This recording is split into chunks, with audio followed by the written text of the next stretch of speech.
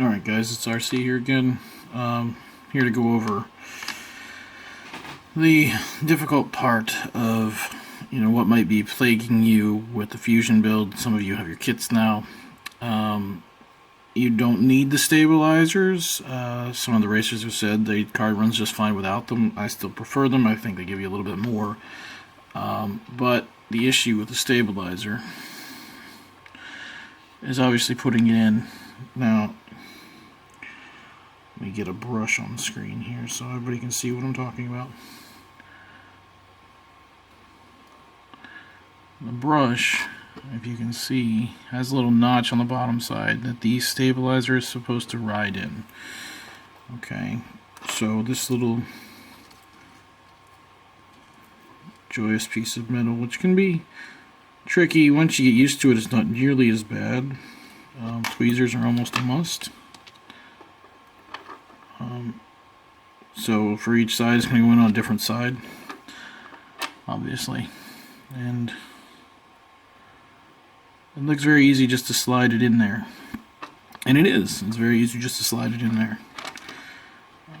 That's not what could happen to you. And symptoms and signs of it happening are it can jam underneath the brush on that little slot a little bit if you're not careful. And that is, I'm going to try and show you here what happens.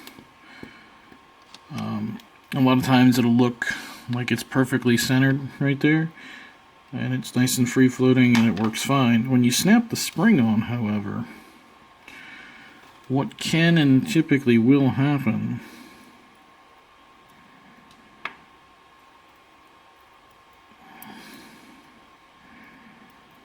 is you see the tensioner moved over. So what you need to do is make sure this comes back fully to center, because it will jam it a little bit. And that's what happened. Your car might stutter a little bit and do some funky things, especially if you twist the rear end of the car. You may see it.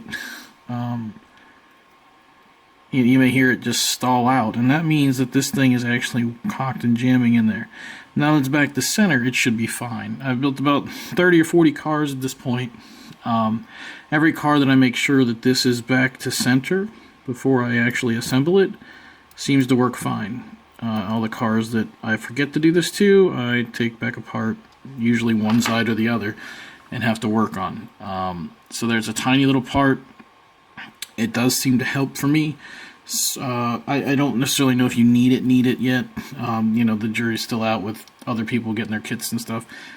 But it's that simple to put it in. The other side, same thing. The other side can be a little bit more tricky, just based on, and mainly based on the brush, actually.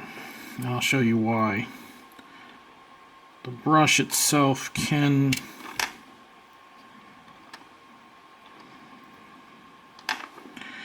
There's a little... Let me point out what's going on. The brush, when you put it on this side, can jam in this little corner right here. So you need to make sure that that brush goes in square. If you push too hard, you'll crack the brush. Brushes are not real hard. So what I would recommend doing is either put it in completely vertical, or even lean it upside down a little bit to get it to go in. Sometimes it will be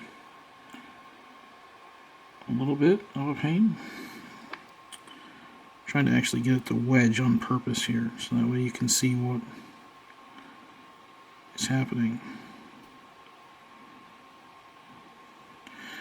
So if you can see that the brush here has a slight angle to it downward. And sometimes you're able to push from underneath to straighten it out. Just make sure you get that brush to go in straight. When you get that brush to go in straight, it'll go in just like that. But it will jam sometimes, and getting the bottom piece in, it can, under here, is usually a little harder than the other side. But it's really not that difficult. It just takes a little bit of patience, and it's a new project, so keep that in mind, and I hope this video helped you guys.